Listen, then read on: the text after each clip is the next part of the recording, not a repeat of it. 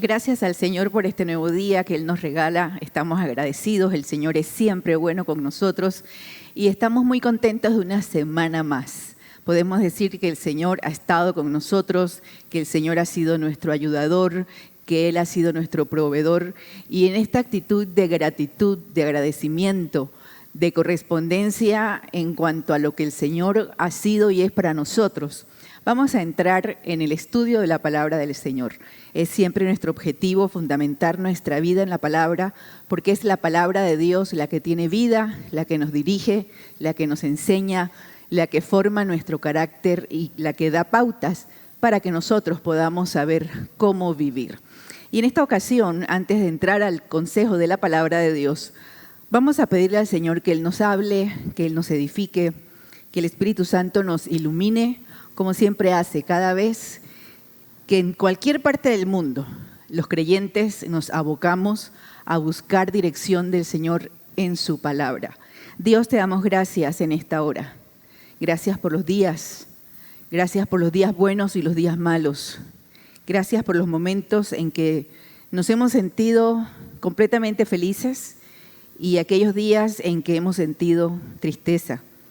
Gracias te damos en todo tiempo, porque en todo tiempo y en toda circunstancia tú eres nuestro Dios, tú estás con nosotros y en todo tienes un propósito para nuestras vidas. Ahora te pedimos que tú nos hables en tu palabra, que sea de edificación para nuestras vidas, que podamos aplicarla conforme al propósito para el cual tú la envías en esta oportunidad. Te damos gracias en el nombre de Jesús. Iniciar el año hablando de la vida y de la vida práctica siempre es bueno. Y en esta ocasión yo quiero que veamos algunos consejos. Tenía una lista como de 11, pero era como para estar aquí 5 horas conversando. Pero algunos consejos para vivir. Y uno puede decir, pero Erika, esto es lo que constantemente estamos viendo, consejos para vivir. Sí, consejos para vivir, pero aquí yo quiero añadirle un componente que es interesante o que es importante para tomar en cuenta, y es consejos para vivir mientras nosotros esperamos el regreso del Señor. Hemos estado viendo, los que han estado participando durante los estudios de semana, de mitad de semana. Si usted no ha podido venir, está en YouTube también las enseñanzas de los tiempos finales, eventos finales. Y estamos viendo por todo lo que acontece alrededor nuestro, que se sigue levantando este clamor y este mover de la iglesia, que es constante y que tiene más de 2000 años de estar en el corazón de los creyentes, el regreso del Señor. Estamos esperando que el Señor regrese. Y leía hace poco una frase o una expresión de un predicador que me llamó la atención.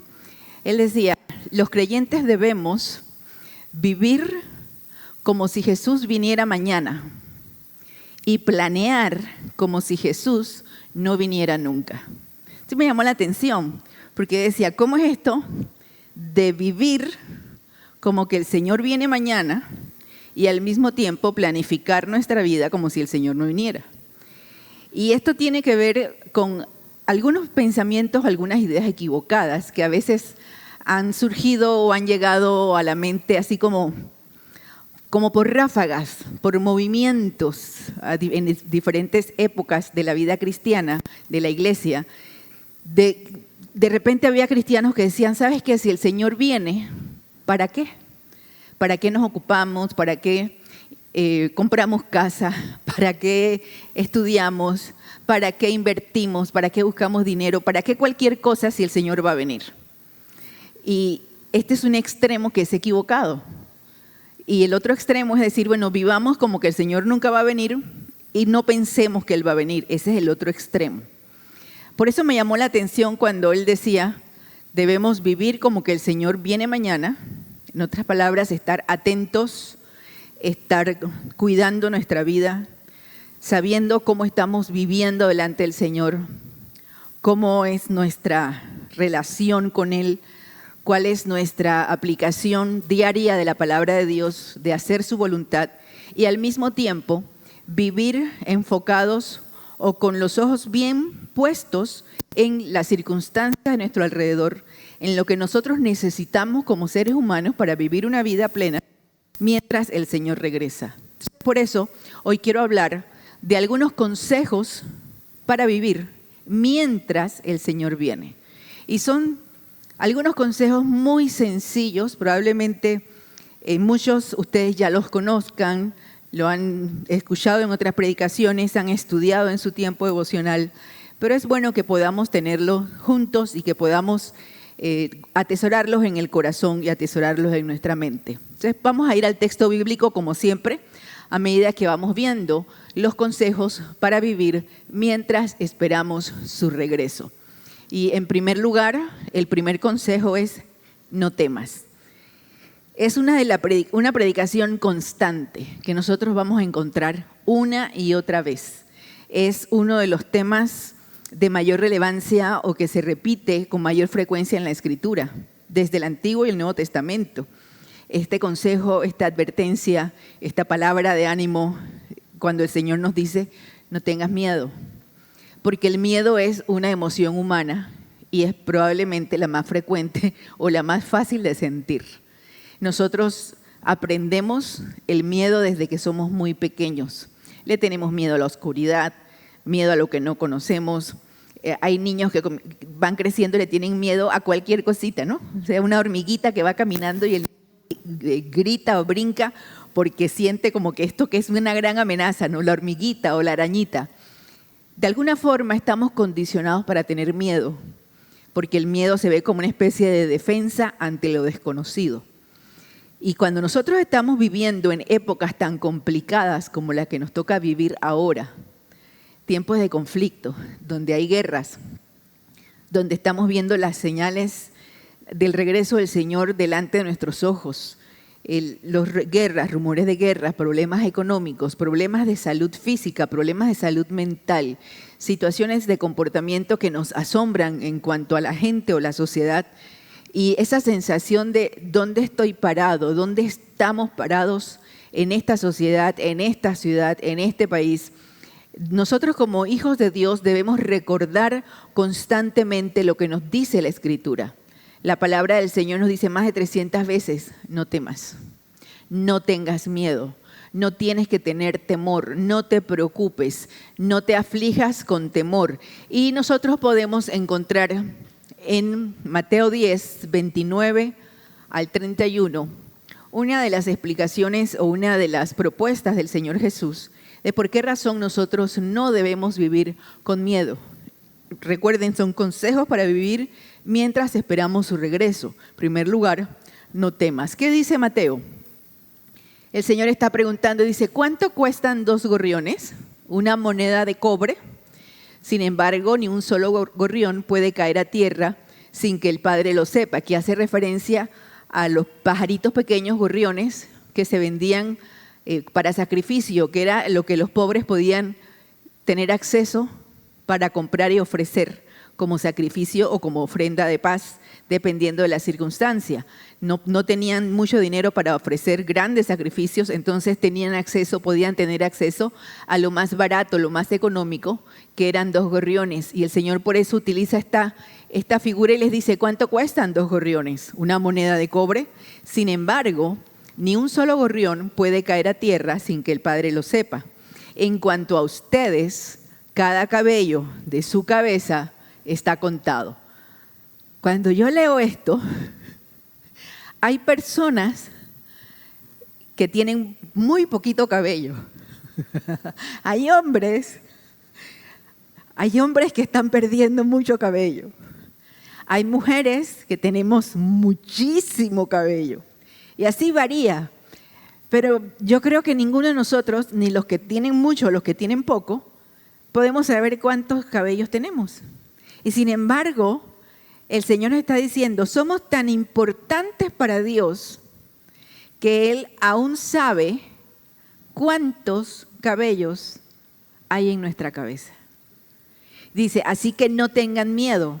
Para Dios ustedes son más valiosos que toda una bandada de gorriones. Esta es una de las razones por las cuales nosotros en este tiempo, en esta temporada de conflictos, en esta temporada de situación complicada, nosotros no debemos vivir con miedo. ¿Por qué? Porque tenemos a Dios de nuestro lado, porque el Señor es nuestro Dios y porque Él ha prometido cuidarnos, porque Él conoce, imagínense, si Él sabe cuántos cabellos hay en nuestra cabeza, ¿cómo no va a saber Dios de qué cosas nosotros tenemos necesidad? ¿Cómo no va a saber cuáles son nuestros dolores? ¿Cómo no va a saber Él cuáles son nuestras aflicciones? ¿Cómo no va a saber cuáles son nuestras carencias?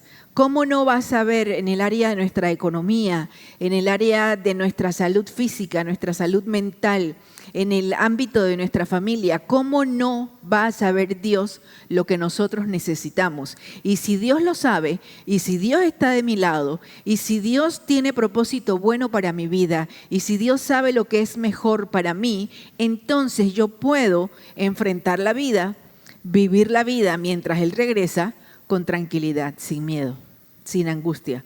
Porque el Señor sabe de qué cosas tengo necesidad. El Señor sabe lo que hace falta en mi casa, lo que hace falta en mi carácter, lo que hace falta en mis emociones, lo que le hace falta a mi cuerpo en cuanto a salud. El Señor lo sabe todo. Y si Él tiene cuidado de los pajaritos, dice, ¿cuánto más tendrá cuidado de nosotros? Si nosotros delante de sus ojos, dice, son más valiosos que toda una bandada de gorriones. Ni siquiera, fíjense, comienza hablando de 2 gorriones. Y luego dice, ustedes valen mucho más que toda una bandada de gorriones. Entonces, primer consejo para vivir este año, que recién comienza, y que nosotros estamos mirando lo que pasa alrededor, lo que está sucediendo en el mundo, en nuestras casas, en nuestras ciudades, debemos recordar, en primer lugar, primer consejo, no tengas miedo, no temas.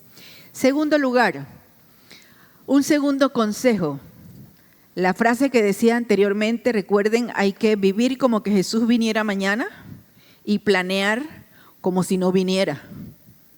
¿Esto qué quiere decir?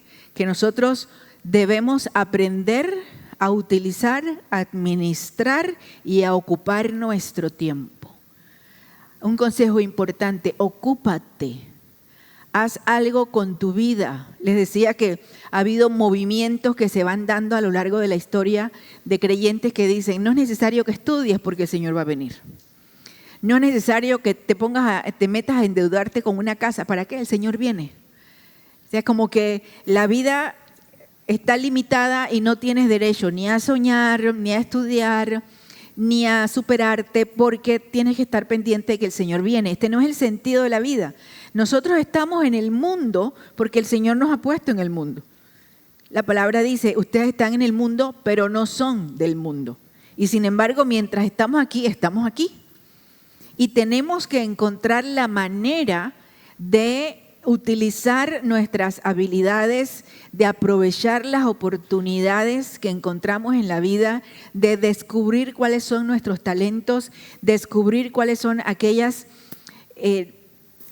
áreas que nosotros consideramos que nos llenan, que nos satisfacen. Hay personas que tienen grandes habilidades para las matemáticas, para los números. Yo no, a esta altura de mi vida ya no me acuerdo cuántos son 2 más 2, pero bueno.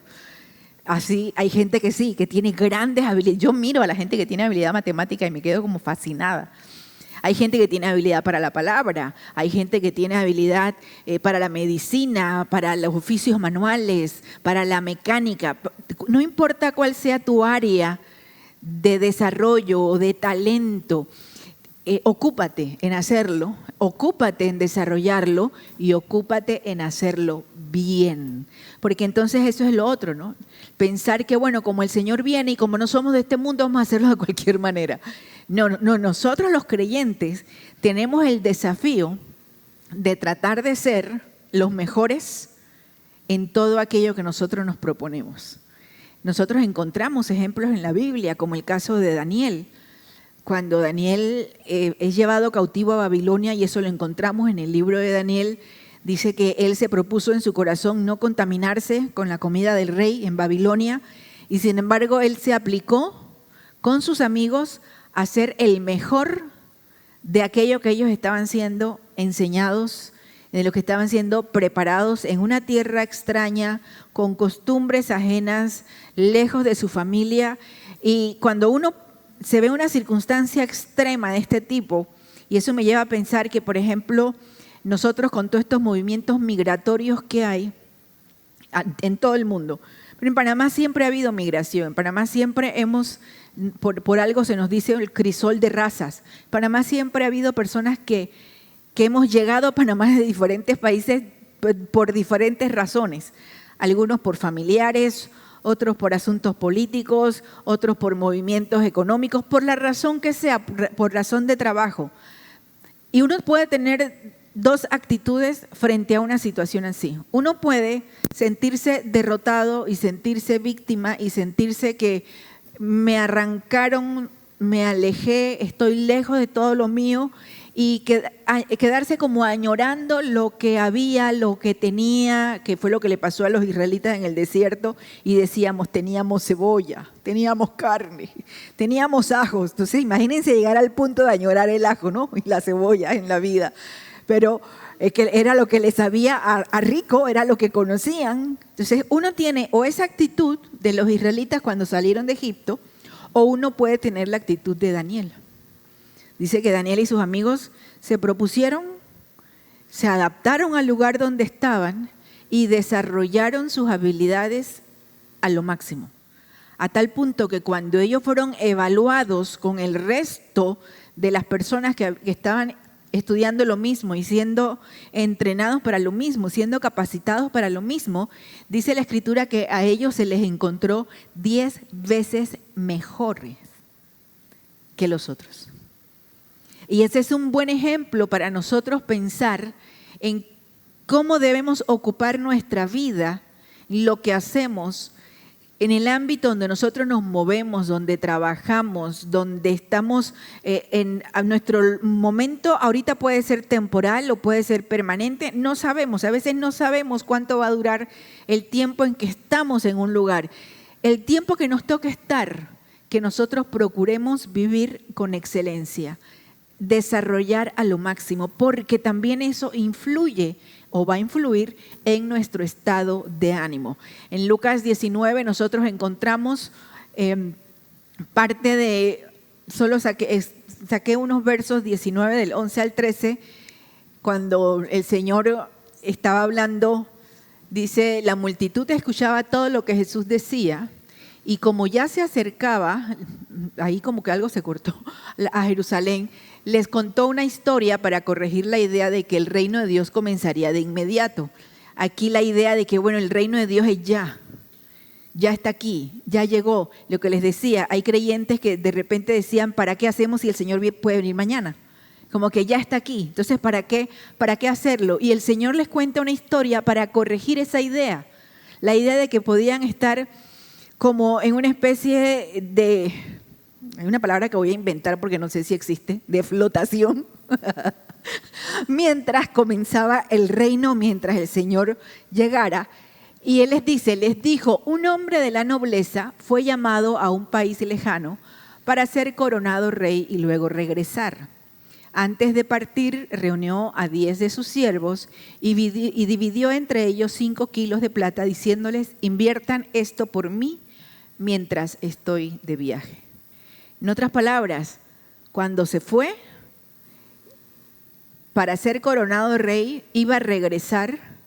Él no les dijo, voy a regresar tal día, voy a regresar tal año, voy a regresar tal mes. Él les dijo, voy a regresar, y les dio talentos, les dio dinero, les dio plata, les dio recursos, les dio herramientas y les dijo, inviertan esto por mí o en mi nombre mientras estoy de viaje o mientras yo regreso. Esta es una palabra por excelencia. Fíjense que quien cuenta esta historia o narra esta parábola es el Señor Jesús. Para que ellos no tuvieran la idea de que, bueno, como ya va a venir, ya va a regresar, hagamos nada. Sino le dice, sí, yo me voy a ir y voy a regresar, pero mientras yo regreso, aquí tienen. Y a cada uno de nosotros el Señor nos ha entregado, nos ha dado recursos, talentos, oportunidades, ha puesto en nuestras manos plata, y hablando figurativamente porque no tenemos aquí plata, para invertir, para estar ocupados. Es importante que nosotros afinemos nuestra manera de pensar conforme a lo que la palabra enseña y que aprendamos a sentarnos con nosotros mismos, como digo yo, conmigo misma, y me digo a mí misma, escúchame, y que pueda decirme, mientras me siento, mientras te sientas, poder decir, bueno, en esta etapa de mi vida, ¿qué puedo hacer? Porque a veces uno piensa, sobre todo, y cada quien habla de acuerdo a la etapa de vida donde está. Cuando uno está joven, uno dice, tengo tantas opciones, todo lo que quiero hacer. ¿Por dónde me voy? ¿Qué escojo? ¿Qué estudio? ¿Qué trabajo? Cuando uno está, a medida que uno va creciendo en edad, uno va pensando, va viendo que se van reduciendo las oportunidades. Y más bien llega un momento en que uno se pregunta, ¿pero yo qué puedo hacer? Ya en esta etapa de mi vida, algunos porque podrán pensar, es que ya yo hice mucho. Otros podrán pensar, es que ya no tengo opciones para hacer algo nuevo. Y dependiendo de la etapa en que uno está viviendo, uno puede sentir, ¿sabes qué? Mejor no me apresuro a ocuparme, mejor me quedo más tranquilo. Sin embargo, el Señor dice, llamó a 10 de sus siervos. Y de esos 10, más adelante la parábola continúa, pero de esos 10, todos eran diferentes. No se nos dice las edades que tenían, las características que tenían, cómo eran, dónde vivían. Eran siervos, estaban para servir, pero cada uno era diferente. Y el Señor a todos, sin medir las diferencias, ese rey, sin medir las diferencias de cada uno, a todos les entregó. Y no les dijo cómo ni dónde, ni cuándo ir a invertir lo que les estaba dando. Él solo les entregó el recurso y les dijo, inviertan, dándoles la libertad de que ellos invirtieran de la manera como ellos pudieran. Más adelante se nos describe cómo unos lo hicieron diligentemente, como a otros, por último, uno no le importó siquiera. Y vemos que son las reacciones o las respuestas que se pueden tener cuando uno no entiende la profundidad del concepto de que mientras nosotros estamos aquí, mientras el Señor no regresa, nosotros debemos trabajar. Jesús dijo, hablando de sí mismo y del Padre, dice, el Padre trabaja y yo trabajo. Entonces, nuestro mayor ejemplo es el Señor Jesús. Entonces, primer consejo para vivir mientras Él regresa, no tengas miedo, no temas. El segundo, ocúpate. El tercero, sé positivo y vive confiado. Y aquí yo quiero hacer este tipo de paréntesis que yo hago cuando predico, cuando digo, yo hablo mucho acerca de tener cuidado con un positivismo falso, que es un positivismo falso que está muy de moda, no ahora, tiene décadas ya, esta idea del pensamiento positivo, de si tú piensas bonito, la vida va a ser bonita para ti, y casi como que si fuera un acto de magia, tus pensamientos se pueden materializar y tú puedes atraer lo bueno. Nada, todo esto es metafísica, todo esto es misticismo, todo esto no tiene nada que ver con la palabra de Dios. Y cuando decimos sé positivo y vive confiado, estamos hablando precisamente por qué yo puedo ser positivo en la vida, por qué yo puedo mirar a la vida con una actitud de alegría, de confianza, de tranquilidad, de ánimo pronto, de buena disposición, con una actitud de alegría y de paz. ¿Cuándo yo podré vivir así? Cuando yo sé en quién estoy confiando. Eso es lo que hace la diferencia. ¿Dónde nace mi ánimo positivo? ¿Dónde nace mi actitud de confianza? ¿Dónde nace mi actitud de esperanza? ¿Dónde nace mi actitud de pensar yo puedo lograr lo que yo me proponga? Yo puedo utilizar los recursos que tengo. Yo puedo salir adelante. ¿De dónde viene esto?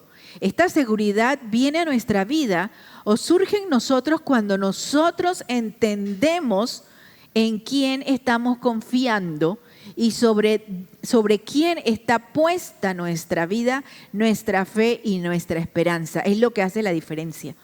No es ser positivo al azar, no es ser positivo confiando, dice un proverbio, no te fíes de tu propia prudencia. No pienses que tú eres el que todo lo sabes, el que todo lo vas a lograr por ti mismo y que no necesitas de Dios, sino que entiende quién es Dios en tu vida, que Él te sostiene, que Él te ayuda, que Él te da los recursos, que Él te cuida para que no tengas temor, que Él guarda tu salida y tu entrada. Y entonces, como tú estás confiando en Él, sabes que Él es fiel, que Él es firme, que Él no se mueve, entonces tú puedes tener ante la vida, aunque la vida, fíjense que no se trata de negarnos a la realidad. No se trata de que hay un diluvio en la calle y está lloviendo y salir y decir, ¡ay, qué bonito el día, qué bonito el sol! Eso es un autoengaño. A eso no nos referimos cuando hablamos de ser positivo. El ser positivo es decir, qué tremendo aguacero, se está inundando la calle. Gracias, Señor, porque la lluvia viene de ti. Ayúdame a llegar a casa porque tú me guardas. Hay una diferencia entre negar la realidad y enfrentar la realidad y entender que en medio de esa realidad, por complicada que sea, Dios está conmigo. Es lo que hace la diferencia. En el Salmo 37, los versos del 3 al 5, el salmista escribe, confía en el Señor y haz el bien. Entonces vivirás seguro en la tierra y prosperarás. Deleítate en el Señor y Él te concederá los deseos de tu corazón. Entrega al Señor todo lo que haces, confía en Él y Él te ayudará. Fíjense lo que dice el salmista. A nosotros nos gusta el verso 4. Y yo escucho mucha gente hablar del verso 4, subrayar el verso 4, poner, deleítate en el Señor y Él te concederá los deseos de tu corazón. Diciendo, Él me va a dar todo lo que yo quiera.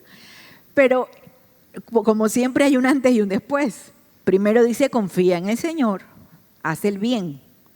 O sea, sigue las normas de Dios. Sigue el estándar que Dios te ha puesto y haz el bien, pórtate bien. Entonces vivirás seguro en la tierra y prosperará. Deleítate en el Señor. A veces nosotros nos deleitamos en el Señor o estamos contentos, por utilizar otra expresión, estamos contentos con el Señor cuando las cosas nos salen bien, cuando nos va bien, cuando tenemos... hay un refrán bastante popular que dice, ya saben que yo cambio los refranes, pero a ver si me sale bien. Barriga llena, corazón contento. Me salió bien. Barriga llena, corazón contento. O sea, estoy contento si estoy satisfecho, si tengo todo, si me va bien. Y a veces entendemos que eso significa deleitarse en el Señor. Yo voy a estar contenta con el Señor si todo me va bien. Pero fíjense que el deleitarse es antes de la concesión de los deseos. Estar contento con el Señor y estar satisfecho con el Señor y gozarme con el Señor y ser feliz con el Señor está antes, es anterior, va primero, antes de que Él me conceda los deseos del corazón. Y luego, fíjense cómo sigue diciendo el salmista, entrega al Señor todo lo que haces. O sea, no se trata simplemente de, Señor, dame lo que yo deseo, sino, Señor, toma lo que yo soy. Toma lo que tú me has dado. Toma mis temores, toma mis recursos, toma mis herramientas, toma mi trabajo, toma mi familia, tómalo. Y dice, entrega al Señor todo lo que haces, confía en Él. Confiar puede utilizarse como un sinónimo extremo el concepto de abandonarse en. Cuando los que son aquí papás o abuelos y han tenido niños pequeños y usted pone a un niño pequeño que está en una altura y tú le dices, tírate.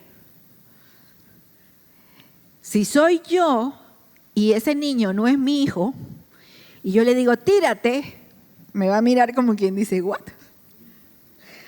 No, güey, no se va a tirar porque no confía en mí, porque no me conoce, porque nunca se ha tirado, porque yo nunca lo he atrapado. Y con otras palabras, tú y yo no nos llevamos así, yo no sé quién eres. Pero si viene el papá, los tíos, los abuelos y se paran y dice, tírate, ¿qué va a hacer el niño? El niño se va a tirar. El niño se va a abandonar en los brazos de aquella persona que él se siente seguro. Eso es confiar. Esa es una descripción de confianza. Entonces dice, entrega al Señor todo lo que haces, abandónate en Él y Él te ayudará. Entonces, fíjense, como consejo para este año que está comenzando y que nosotros estamos viviendo, mirando todo lo que está alrededor nuestro, nosotros debemos ir por la vida todos los días siendo positivos, teniendo esperanza. ¿Por qué? Porque sabemos en quién estamos confiando. No podemos ser creyentes que vamos por la vida con cara de mal agüero, con cara de tristeza, esparciendo condenación, diciendo a la gente, prepárense porque así como se está quemando California, se van a quemar. O sea, nosotros como creyentes no podemos tener ese discurso. Nosotros predicamos la palabra de Dios, pero la palabra de Dios, lo primero que tiene el Evangelio es un mensaje de buena noticia, es un mensaje de esperanza. Entonces, no vayamos por la vida condenando a la gente, sino hablándole de Cristo, para que ellos también puedan aprender a conocerle y puedan también confiar en Él. Hay una gran diferencia entre una cosa y la otra. Y también otro consejo para este nuevo año, consejo para vivir mientras esperamos su regreso: invierte en tu familia. Invierte en tu familia. Y fíjense que utilizo el verbo invertir. A veces asociamos invertir solo con dinero. Invierte el dinero. Invertir tiene que ver con poner mis recursos en tal lugar, mis fuerzas o mi esfuerzo en tal lugar, para ver qué sucede. Es también como una especie de siembra aquí para ver qué puedes cosechar, qué se produce. Entonces, cuando nosotros hablamos de en esta temporada que nos toca vivir y decimos invierte en tu familia, es porque en primer lugar la familia es una institución creada por Dios y Dios considera que la familia es buena y Dios ha puesto a la familia como el núcleo de la sociedad y nosotros podemos mirar alrededor a lo largo de las últimas décadas o en periodos diferentes de la historia de la humanidad y podemos descubrir un patrón interesante. ¿Cuál ha sido uno de los elementos claves en la caída de imperios, destrucción de naciones, corrupción de naciones, en la medida en que esas naciones han permitido que la familia como institución, como núcleo de la sociedad, pase a un segundo plano, sea condenada, pase desapercibida o sea destruida? Cuando no terminamos de entender eso, es como que tú tienes un edificio y te vas directamente a darle con un mazo al fundamento, a los pilares que sostienen ese edificio. Y si tú comienzas a darle, el edificio se te va a venir abajo, no importa cuán bonito sea. O si comienzas a construir un edificio y el fundamento no es el correcto, ese edificio no te va a durar, no va a prosperar y con cualquier cosa se puede venir abajo. Entonces nosotros que estamos mirando esto y que vemos las noticias y que hay una influencia social, una presión cultural que nos dice la familia no es importante, la familia no es como tú la creías, la familia, lo importante es que si tú y yo nos queremos, somos amigas, pero si tú quieres ser mi hermana, somos hermanas, ya somos familia. Entonces la idea como que la familia puede ser cualquier cosa y puede ser cualquier vínculo, entonces pensamos que eso es suficiente como definición de familia. Pero la familia fue instituida por Dios y la familia es descrita, atendida, apoyada, desarrollada desde Génesis hasta Apocalipsis. La palabra de Dios nos habla de los padres, de los hijos, de las esposas, de los esposos, de lo que hace fuerte a una familia, de la herencia de los hijos, de la corrección y la disciplina de los hijos, de la honra de los hijos a los padres, del respeto de los padres a los hijos. La palabra de Dios está llena de consejos útiles con respecto a la familia. Nosotros tenemos el desafío de invertir tiempo en la familia. Invertir tiempo, invertir recursos. Y cuando decimos tiempos, recuerdo una ocasión, veía creo que era una película, no me acuerdo, de algo que tenía que ver con la aristocracia, y le decía a una aristócrata anciana a otra, le decía, yo me imagino que tú criaste muy bien a tus hijos, no, pero todo así ya saben, ¿no? Inglesa. Yo me imagino que tú criaste, le dedicaste tiempo a tus hijos. Y la otra le decía, sí, por supuesto. Y la miró como asombrada y le dice, ¿en serio? Yo imaginaba que tus hijos eran atendidos por 100 nanas y que todo el tiempo dice, no, por supuesto que tenían 100 nanas. Yo estaba con ellos por lo menos media hora cada día, pero era una buena media hora. Entonces, nosotros estamos viviendo en una época en que nosotros no nos podemos dar el lujo de darle una buena media hora a la familia. Nosotros tenemos que con sabiduría, con inteligencia, con la familia no solo se invierte el tiempo porque estoy contigo. No sé si les ha tocado ir a restaurantes y ver que hay 5 o 6 personas de la misma familia y están comiendo, pero todos están en un teléfono. Y todos están pendientes de sus redes sociales, pendientes de jugar. Todos. Y uno dice, estamos comiendo en familia. No es cierto. No es cierto. No están comiendo en familia. Y dice, pero estamos pasando tiempo de calidad. ¿Será tiempo de calidad? Tenemos que hacer un esfuerzo inteligente y pedirle al Señor sabiduría para invertir tiempo con la familia. El tiempo, cuando decimos de calidad, que realmente sea de calidad. Pero no solamente en cuanto a tiempo, sino en cuanto al afecto, en cuanto a la capacidad de comunicación, el poder conversar, el poder... Aquí en la iglesia tenemos varias personas que están solitos y sus familias están en otros países. Y ahí es donde decimos gracias a Dios, ahora sí, por las redes sociales, por los teléfonos, porque se puede fomentar la comunicación utilizando estos recursos. Pero es nuestra responsabilidad. No podemos decir, bueno, yo en un año te vengo a ver, ¿sí? O en 3 meses te doy una llamada. No, aprovechemos lo que tenemos a mano para invertir tiempo y para instruir a los niños, para instruir a los hijos, para ayudar los que son abuelos, a ayudar a sus hijos, a ayudar a sus nietos. ¿Sí? Porque tenemos que hacer un frente común para que este núcleo familiar no sea destruido, no sea socavado. Y aquí utilizo un texto que también es muy conocido, solo para citarlo, el Señor hablando acerca de sus enseñanzas y comparando a los que siguen sus enseñanzas. Esta es cuando habla de los 2 cimientos, y el Señor dice, todo el que escucha mi enseñanza y la sigue es sabio, como la persona que construye su casa sobre una roca sólida. Nosotros debemos edificar nuestra casa, la casa de nuestra familia, sobre una roca sólida. ¿Y cuál es la roca sólida que nosotros tenemos? El Señor, la palabra de Dios, su dirección, la dirección del Espíritu Santo. Él es quien nos enseña cómo vivir. Dice, aunque llueva a cántaros y suban las aguas de la inundación y los vientos golpeen contra esa casa, no se vendrá abajo, porque está construida sobre la roca. Entonces nosotros vemos cómo la palabra de Dios nos dice, ten cuidado cómo construyes, cómo edificas, hazlo bien, hazlo sobre la roca. Cuando Josué se estaba despidiendo del pueblo al final de su carrera ya como conquistador de la tierra prometida, él les dice al pueblo, ustedes vean lo que van a hacer. Ya ustedes llegaron hasta aquí. En otras palabras, cada uno es responsable de su propio destino, de sus propias decisiones, de su propia vida. Dice, ustedes vean cómo van a hacer. Dice, pero mi casa y yo serviremos al Señor. Fíjense, no estaba diciendo, pero yo voy a servir al Señor. Yo voy a seguir al Señor.